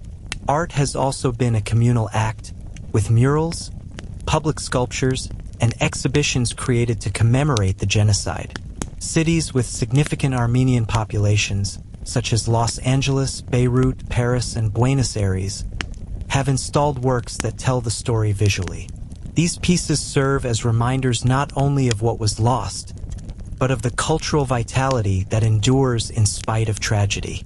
Each brushstroke, each sculpted form, becomes a voice for the dead, a testament that their lives and suffering cannot be forgotten. The act of creating art in response to genocide is, in itself, an act of survival. In giving form to grief, Armenians claim their place in history, assert their humanity, and resist the forces that attempted to erase them. Through these works, memory becomes tangible, visible, and enduring, a bridge between the past and the conscience of the living. Literature has been another essential medium through which Armenians have preserved the memory of genocide. From memoirs to novels, poetry to historical essays, the written word allows for both intimate reflection and public testimony. Survivors, and later their descendants, wrote to ensure that the world could not ignore what happened in 1915. Memoirs such as Aurora Mardiganian's Ravished Armenia provided first-hand accounts of death marches, starvation, and the systematic extermination of families. Her harrowing narrative, later adapted into a silent film, brought the reality of the genocide to international attention at a time when many governments refused to acknowledge it. Other works, like those of William Saroyan, though often fictionalized, captured the sense of displacement, resilience, and cultural continuity that defined the Armenian diaspora. Poetry, too, became a vehicle for expressing collective grief and personal anguish. Poets such as Vahan Tekian and Daniel Varugin infused their verses with a sense of national mourning, often juxtaposing beauty with tragedy to reflect the stark realities of genocide. Their work preserved a cultural memory that was simultaneously intimate and collective, giving a voice to those who could no longer speak. In modern times, literature has expanded to include academic research, historical novels, and graphic novels, ensuring that younger generations engage with the events of 1915 in ways that are both accessible and impactful. Writing for Armenians is not merely an artistic pursuit. It is an act of testimony, of insisting upon truth, and of challenging denial. Each book, each poem, and each essay becomes a vessel carrying memory across generations, resisting the erasure that denial seeks to impose. Cinema and theater have emerged as powerful forms of storytelling for Armenians seeking to convey the events of 1915 to a global audience. Filmmakers, playwrights, and documentary producers have harnessed these media to combine historical research, survivor testimony, and emotional narrative, creating works that educate, memorialize, and humanize the tragedy. Documentaries such as Grandma's Tattoos and films like The Cut by Fadi Akin depict both the horrors of the genocide and the enduring human spirit. Through visual storytelling, viewers gain insight into the physical and emotional realities of mass deportation, starvation, and survival. Theater productions have similarly dramatized the experiences of families torn apart, often using minimalistic staging and symbolic imagery to convey the intensity of grief and loss. These creative endeavors extend beyond the Armenian community, reaching audiences worldwide and fostering empathy and understanding. They also serve a critical purpose in combating denial. By presenting the events of 1915 through compelling narratives, film and theater make it increasingly difficult for the historical reality to be dismissed or ignored. In addition, multimedia projects and digital platforms now allow survivors' stories to be preserved indefinitely. Oral histories, archival footage, and personal accounts are combined with animation, dramatization, and visual art to create immersive experiences that ensure the genocide remains present in global consciousness. Art, literature, and performance together form a triad of cultural memory. They remind us that genocide is not only a historical event to be studied in textbooks, but a human experience to be felt, witnessed, and acknowledged. Through creativity, Armenians continue to assert their identity, honor their ancestors, and demand that the world remembers, transforming trauma into enduring expression and moral clarity. Throughout the latter half of the 20th century, the Armenian community began to see tangible progress in the global recognition of the genocide. Countries such as France, Canada, and Uruguay officially acknowledged the Armenian Genocide, affirming the truth of history and validating the experiences of survivors and their descendants. This recognition was not merely symbolic. It was a moral victory against decades of denial and indifference. The process, however, was far from straightforward. Recognition was complicated by geopolitics, alliances, and the economic and strategic significance of Turkey.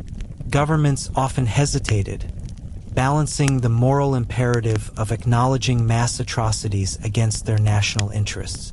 Despite this, Armenian activists persisted. They lobbied politicians, engaged the media, organized commemorative events, and produced scholarly research that left no doubt regarding the systematic extermination of Armenians in 1915. In the United States, recognition efforts gained momentum in the 1970s and 1980s. Armenian Americans tirelessly advocated for official acknowledgement at both the state and federal levels.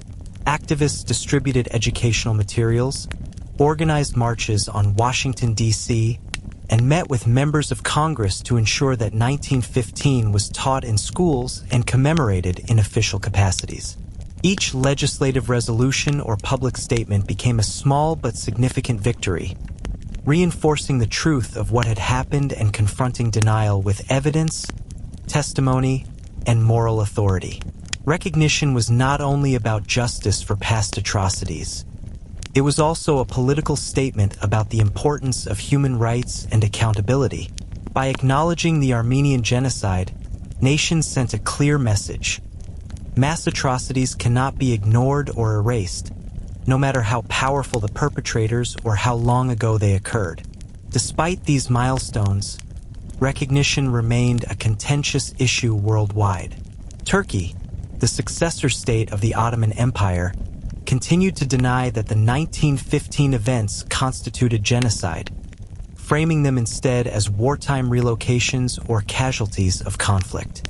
Turkish diplomacy has been strategic and persistent, leveraging alliances and economic influence to prevent formal acknowledgement in international forums. The denial of the Armenian Genocide is not merely an issue of historical debate. It has political, legal, and moral consequences. Governments that hesitate to recognize 1915 often cite concerns about bilateral relations with Turkey, trade agreements, and regional stability. This realpolitik approach has left Armenian communities frustrated, as it prioritizes political expediency over historical justice. Yet, even against these obstacles, progress has been made. The European Parliament, the Vatican, and numerous national parliaments have passed resolutions recognizing the genocide. These acknowledgments reinforce the message that truth transcends politics, even when governments attempt to manipulate historical narratives for strategic gain. The persistence of denial highlights the challenges inherent in confronting uncomfortable truths, but it also underscores the courage and determination of the Armenian community in advocating for justice. This political struggle illustrates a fundamental principle. Recognition is not just a formal statement. It is an ethical act. By acknowledging the genocide, nations contribute to the global commitment to human rights, historical integrity, and the prevention of future atrocities. Denial, conversely, perpetuates injustice, emboldens perpetrators, and diminishes the experiences of victims and survivors. In the 21st century, the struggle for global recognition and justice continues with renewed intensity. Armenian communities worldwide have embraced modern advocacy techniques, using social media, digital archives, international conferences, and collaborations with human rights organizations to amplify their message. These efforts ensure that 1915 is not relegated to the past but remains a vital and urgent issue in contemporary discourse. High-profile commemorations, educational campaigns, and public demonstrations draw attention to both the historical reality of the genocide and the ongoing consequences of denial. For example, every April 24th, ceremonies in Yerevan, Los Angeles, Boston, and Paris draw tens of thousands of participants, uniting Armenians across continents in a shared act of remembrance and advocacy. These events highlight not only the moral imperative of acknowledging past atrocities, but also the responsibility of contemporary societies to uphold truth and accountability. International recognition is increasingly framed within the context of universal human rights. Organizations such as the United Nations, Amnesty International, and Human Rights Watch have emphasized that acknowledging historical genocides is essential to preventing future mass atrocities. The Armenian Genocide serves as both a warning and a lesson. Societies that fail to confront the past risk repeating its darkest chapters. Despite decades of denial and political obstacles, the Armenian people continue their tireless work. They preserve memory through education, cultural expression, and political advocacy. Each acknowledgement, every memorial built, and each story told becomes a testament to resilience, courage, and the enduring power of truth. The struggle for recognition is ongoing, but the movement has transformed from one of despair to one of unwavering hope. A global insistence that history must not be silenced, and that justice, though delayed, can still be pursued.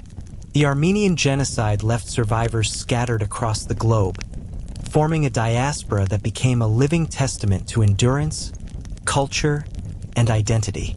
From the deserts of the Middle East to the cities of North America and Europe, Armenians rebuilt their lives against the backdrop of unimaginable loss.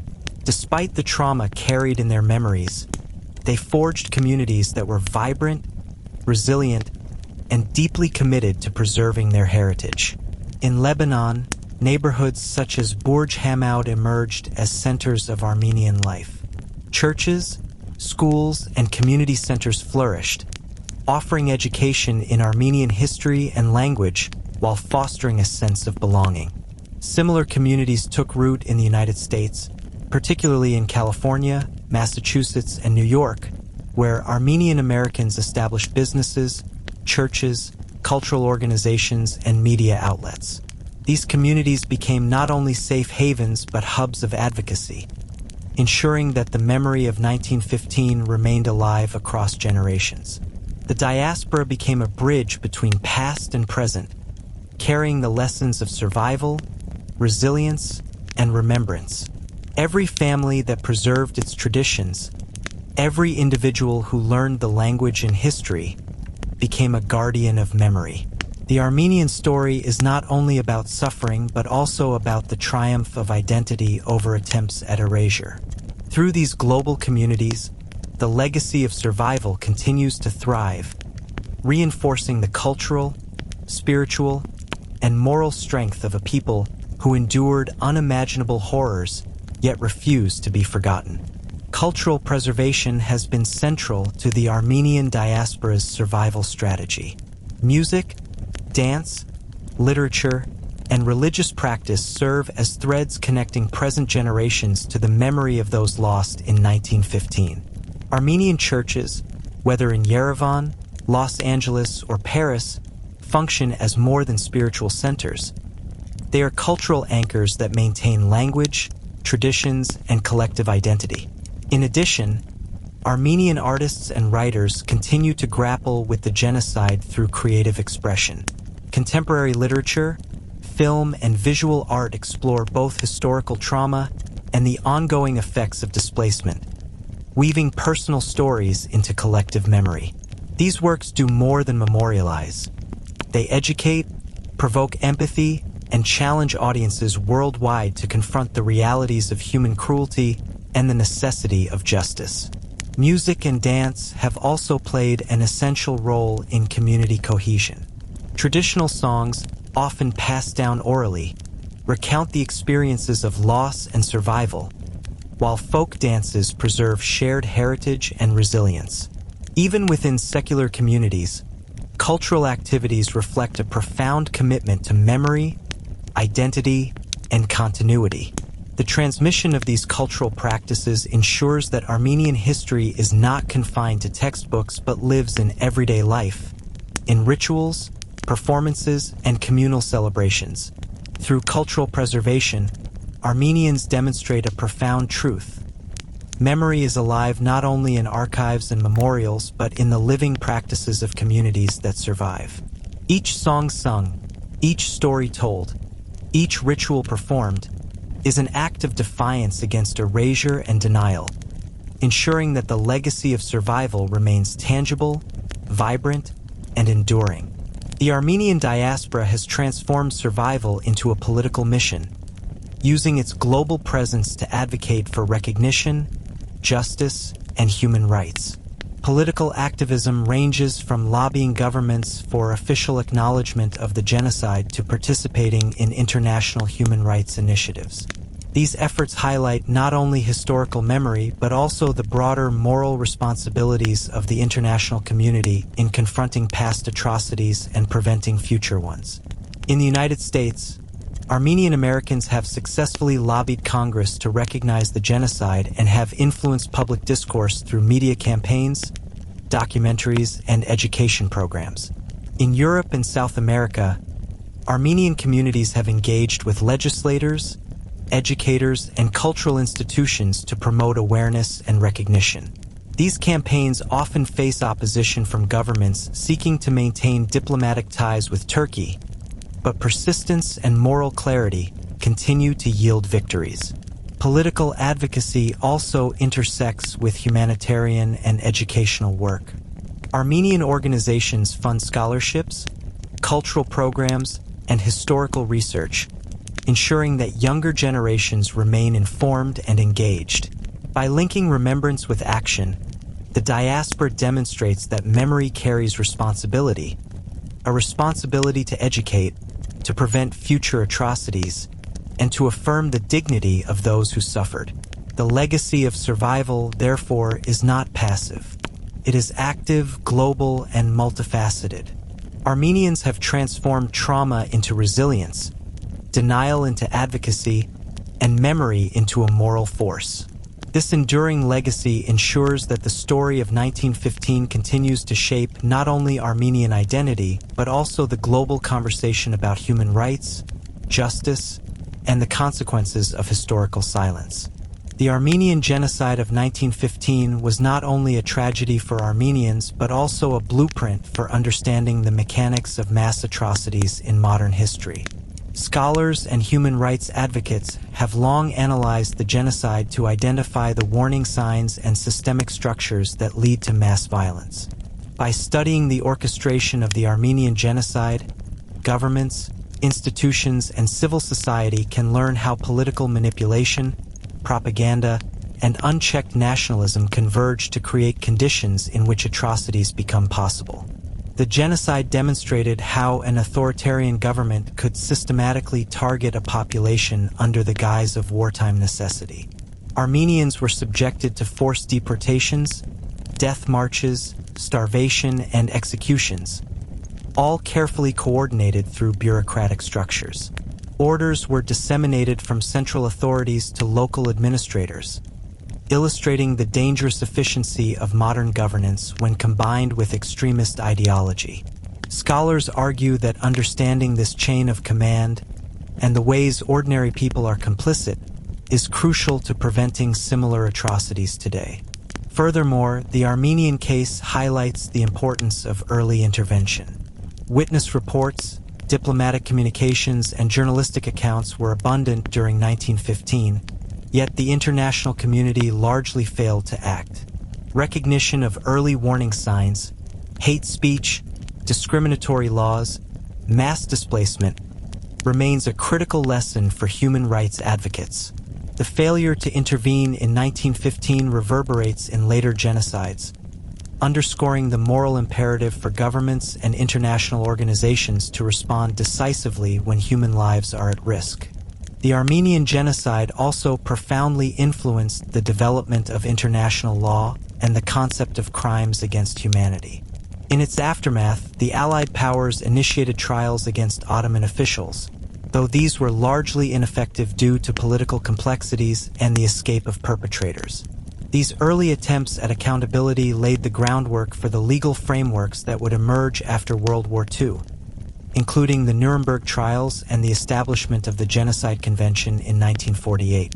The Armenian experience underscores the challenges of translating moral outrage into legal action. While courts can issue verdicts, political realities often impede enforcement, leaving survivors and communities without recourse. This gap between justice and accountability has continued to affect genocide recognition worldwide, demonstrating that acknowledgement and prosecution are essential components of moral and legal responsibility. Ethically, the genocide challenges societies to confront uncomfortable truths about complicity, neutrality, and historical memory. It raises questions about the obligations of nations, organizations, and individuals to protect vulnerable populations and speak out against mass violence. By reflecting on 1915, humanity gains a lens to evaluate current conflicts and human rights crises, emphasizing that vigilance, moral courage, and documentation are essential to preventing repetition. The lessons of the Armenian Genocide extend far beyond the Armenian community. Memorialization, education, and advocacy have become global responsibilities, emphasizing that genocide anywhere diminishes human dignity everywhere. The international community has increasingly recognized that acknowledgement of past atrocities is not only about justice for victims, but also about reinforcing global norms that protect future generations.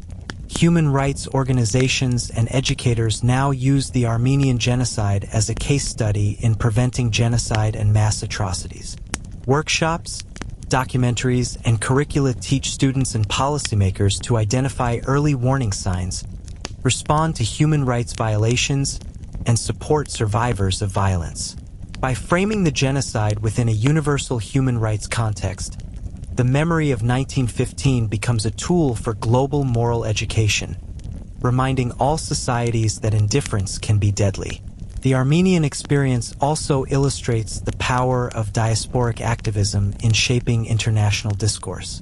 Through relentless advocacy, Armenians worldwide have brought attention to their history, influenced legislation, and promoted educational initiatives that benefit broader human rights awareness.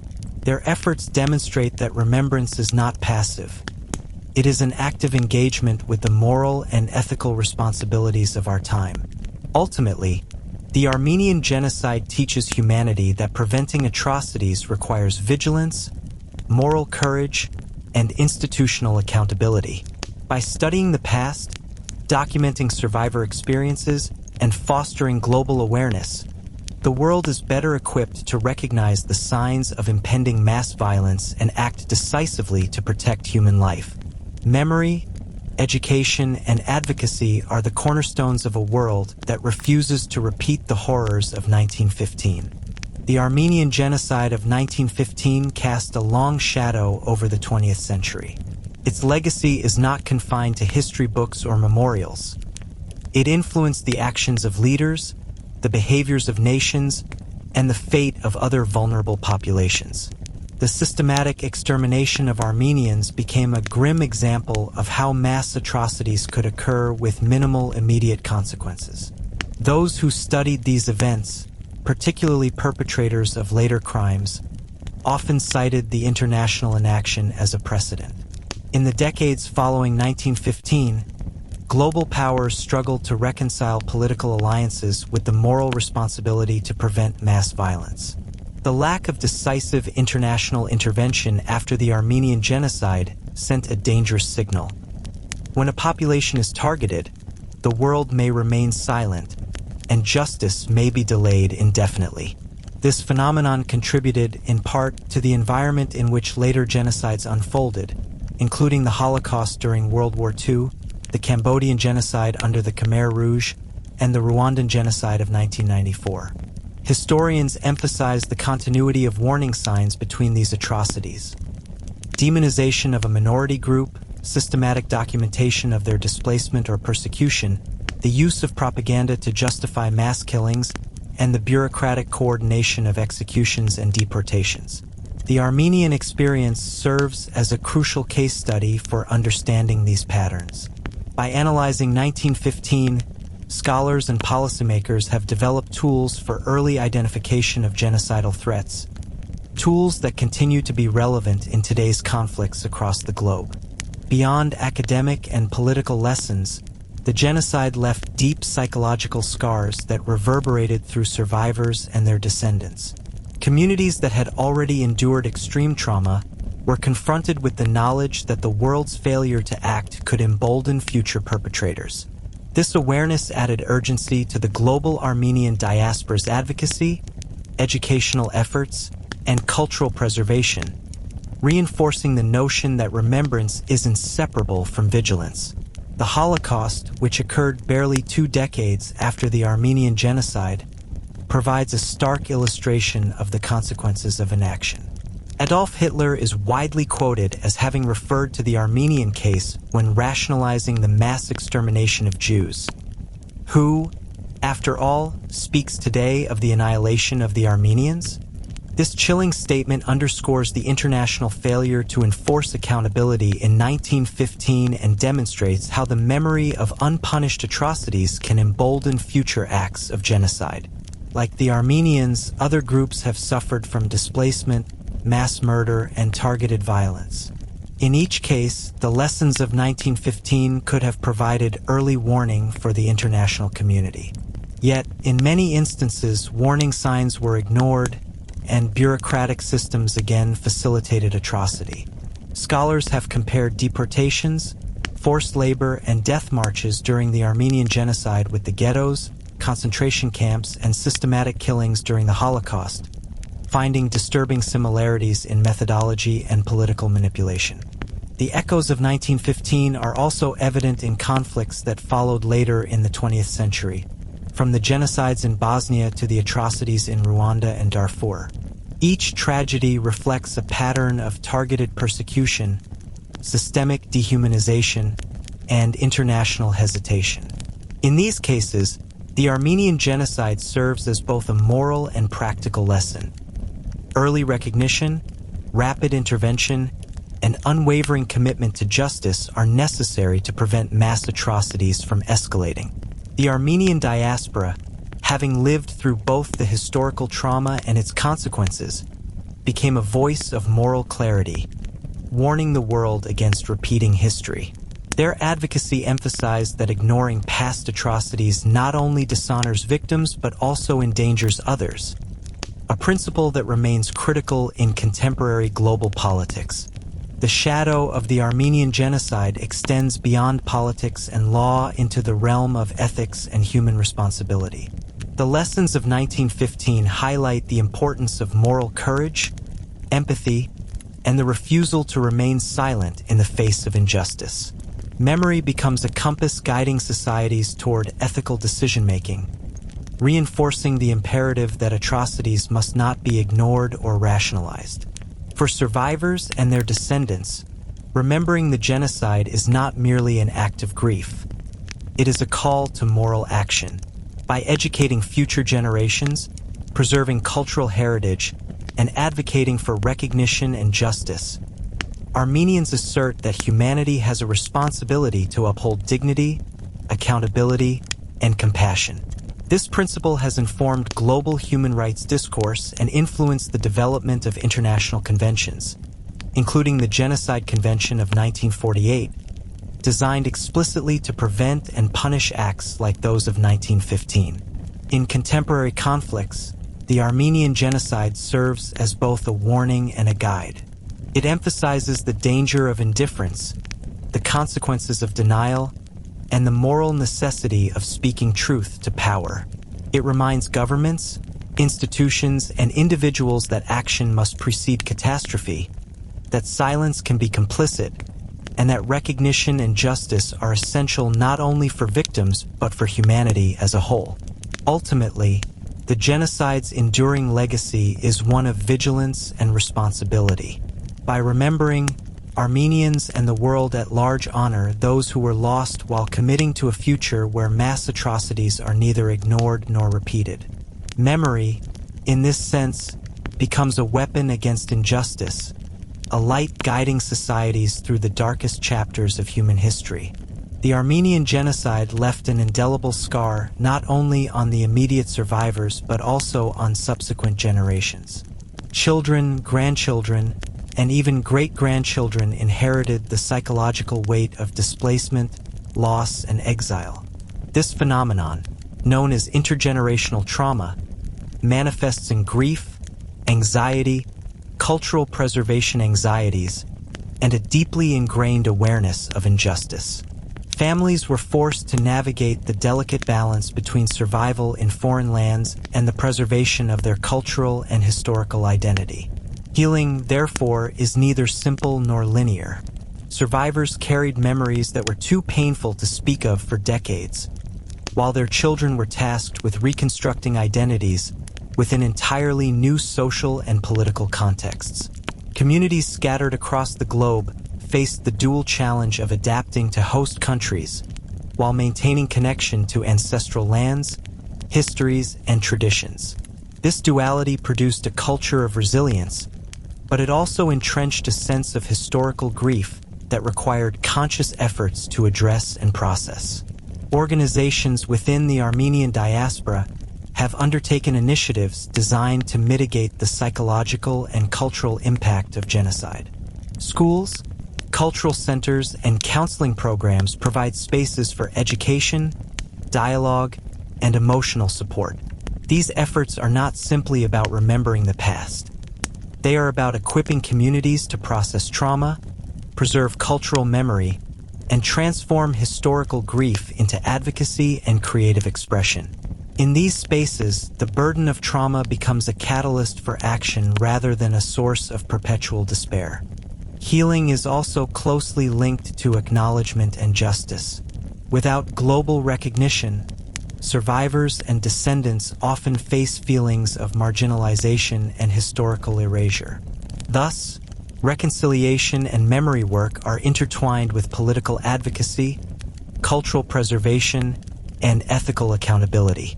Each of these elements contributes to a holistic approach to healing, one that encompasses emotional, social, cultural, and political dimensions. Reconciliation is perhaps the most complex aspect of addressing the Armenian Genocide. It requires confronting painful historical truths, acknowledging past atrocities, and fostering dialogue between communities and nations that have been divided by trauma and denial. While some advocate for direct political reconciliation with Turkey, the path is fraught with challenges, including entrenched denial, political interests, and differing historical narratives. Nevertheless, dialogue has emerged in several forms.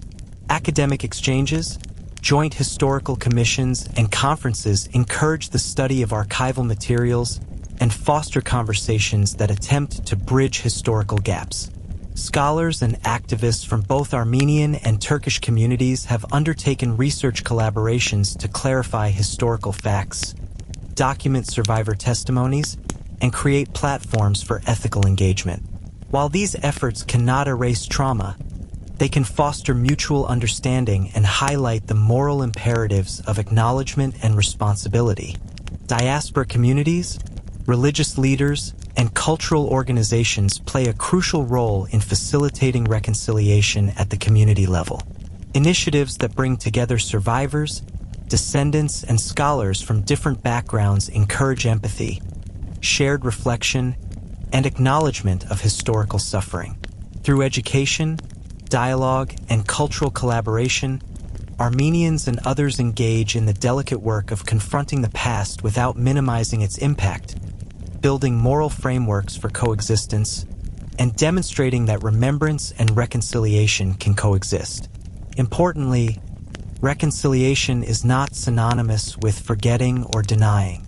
True reconciliation acknowledges harm, centers survivor voices, and ensures that historical truths remain at the forefront of collective consciousness.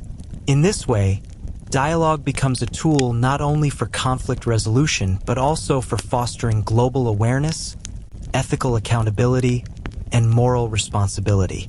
The path forward for Armenians involves an ongoing commitment to justice, education, and cultural preservation.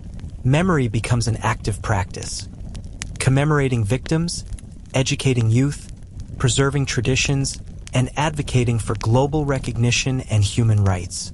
This multidimensional approach transforms grief into purposeful action, ensuring that the lessons of 1915 continue to influence contemporary discussions on justice, accountability, and the prevention of atrocities. Legal recognition of the genocide remains central to this effort. Many Armenian organizations continue to lobby for acknowledgement from governments and international institutions, arguing that recognition is essential for historical accountability and moral justice. Beyond formal recognition, initiatives aimed at documenting and digitizing survivor testimonies, archiving cultural artifacts, and producing films, literature, and multimedia projects ensure that memory remains vibrant, accessible, and impactful. Communities also focus on the education of younger generations. Schools in the diaspora, museums, and cultural centers teach students about the genocide, its consequences, and the importance of ethical vigilance in the modern world. By linking historical memory with contemporary human rights education, Armenians ensure that the past informs moral and civic action today. In essence, the genocide becomes both a historical lesson and a moral compass, guiding societies in their response to injustice, oppression, and threats to human dignity. Ultimately, healing and reconciliation are intertwined with the active preservation of memory, advocacy for recognition, and cultural continuity. The Armenian experience demonstrates that even in the aftermath of profound atrocity, communities can transform trauma into resilience, grief into purpose, and memory into a force for justice. The path is neither simple nor complete, but it is ongoing, a testament to the enduring human spirit and the unwavering commitment to honor those lost while shaping a more just and aware world. The Armenian Genocide, like many historical atrocities, has found powerful expression in contemporary cinema. Film serves as both a medium of education and a vehicle for remembrance, providing audiences with a visceral understanding of events that are often difficult to grasp through text alone. From documentaries to feature films, directors and producers have attempted to bridge the temporal distance between 1915 and the present, capturing both the horror of the genocide and the resilience of its survivors. Films such as The Cut by Fatih Akin and documentaries like Grandma's Tattoos dramatize the forced marches, massacres, and profound personal losses endured by Armenians. These films rely heavily on survivor testimonies, archival photographs, and painstaking historical research to ensure authenticity. In doing so, they not only inform global audiences but also validate the experiences of survivors and their descendants.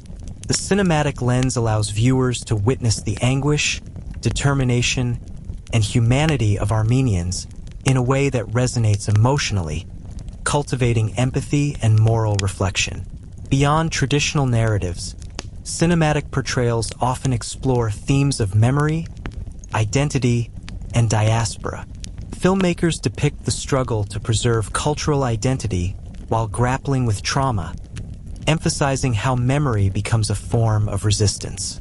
The act of filming itself can be a method of historical preservation, ensuring that stories, voices, and experiences are accessible for future generations. In this sense, cinema functions not merely as entertainment but as a critical instrument of historical and moral education. Film also amplifies political and social advocacy. By reaching international audiences, these works contribute to the broader recognition of the genocide and encourage dialogue about justice, denial, and accountability. Cinema thus transforms memory into action, offering both Armenians and global audiences a shared space to confront history, reflect on moral responsibility, and reaffirm the importance of remembrance. Contemporary literature has also played a pivotal role in shaping public understanding of the Armenian Genocide. Novels, memoirs, and graphic histories translate the historical reality of 1915 into narratives that are accessible, emotionally compelling, and culturally resonant. Authors often blend personal family histories with historical research, creating layered works that engage readers while preserving the memory of lost communities. Graphic novels, for example, have emerged as an innovative medium for genocide education. By combining visual storytelling with historical documentation, these works offer younger audiences entry points into the complex history of 1915. Memoirs such as Aurora Mardiganian's Ravished Armenia continue to inspire new generations, providing first-hand accounts that emphasize both suffering and resilience. Contemporary Armenian authors, building on this tradition, explore themes of exile, intergenerational trauma, and identity preservation, bridging past and present in literary form. Literature also allows for exploration of ethical and philosophical questions. Authors grapple with the nature of justice, the responsibilities of nations and individuals, and the moral imperatives of remembrance. Through novels, essays, and poetry, writers confront the enduring consequences of the genocide while providing pathways for reflection, empathy, and action. Popular narratives, whether in traditional print, digital media, or storytelling platforms. Ensure that the genocide is not merely a historical footnote, but a living, moral, and cultural touchstone for global audiences. By embedding historical events into narratives that engage emotionally and intellectually, literature has become a critical complement to cinema and memorial practices. It allows readers to inhabit the experiences of survivors, explore the ethical dimensions of atrocity, and carry forward the imperative of recognition and justice. In the digital age, the Armenian Genocide has gained unprecedented visibility and accessibility through media and online platforms. Social media campaigns, online archives, interactive documentaries, and educational websites allow Armenians and allies to share stories, testimonies, photographs, and scholarly research with global audiences instantaneously. These platforms democratize historical memory, ensuring that information about the genocide reaches far beyond traditional academic and cultural circles. Digital archives such as the Zorian Institute and multimedia projects by Armenian cultural organizations preserve survivor testimonies, photographs, and primary documents. These resources are invaluable for scholars, students, and activists, providing verifiable evidence that combats denial and fosters global awareness. Online campaigns around April 24th, the annual Day of Remembrance, mobilize Armenians worldwide and encourage non-Armenians to learn, reflect, and engage with the history.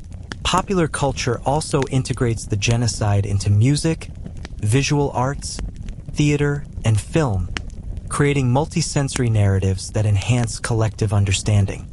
Artists, playwrights, and musicians engage with themes of memory, trauma, and resilience, reaching audiences in ways that transcend traditional educational methods.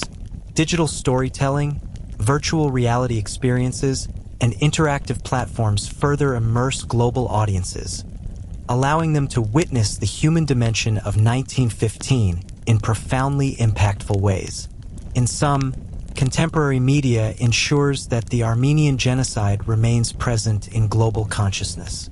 By combining cinema, literature, and digital media, Armenians continue to preserve history, educate new generations, and confront denial. Memory, once preserved only through oral testimony and survivor accounts, now reaches millions worldwide, transforming historical knowledge into moral engagement, advocacy, and global solidarity. The Armenian Genocide remains a defining moment in the history of the modern world, not only for Armenians but for humanity at large. It exemplifies the consequences of unchecked hatred, the dangers of political opportunism, and the resilience of a people determined to survive despite systematic annihilation. As we reflect on the events of 1915, it becomes clear that memory is more than an act of remembrance. It is a moral imperative, a tool for education, and a call to action against injustice in all its forms. Memory carries immense weight. Survivors and their descendants have borne the burden of recounting unspeakable horrors, passing stories of deportation, massacres, forced marches, and family separations across generations. Oral histories, diaries, letters, and testimonies serve as living bridges to the past, preserving not only facts but the human experience of suffering, resilience, and courage. These stories illuminate the depths of cruelty, but also highlight the capacity of the human spirit to endure and rebuild. Yet memory is not passive. It demands engagement, reflection, and moral responsibility.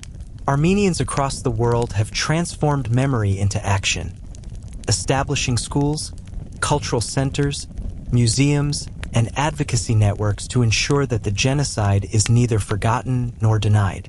Every commemorative event, educational program, and cultural work is a testament to the power of memory to shape societies, influence politics, and guide ethical decisions. By remembering, Armenians ensure that history informs the present and safeguards the future. Central to the reflection on 1915 is the ongoing struggle for recognition and justice. Global acknowledgement of the Armenian Genocide is not merely symbolic. It is a reaffirmation of truth, human dignity, and the principle that atrocities cannot be ignored.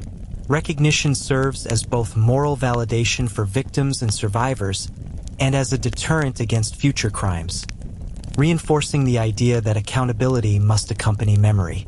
The pursuit of justice continues through education, political advocacy, cultural initiatives, and legal frameworks.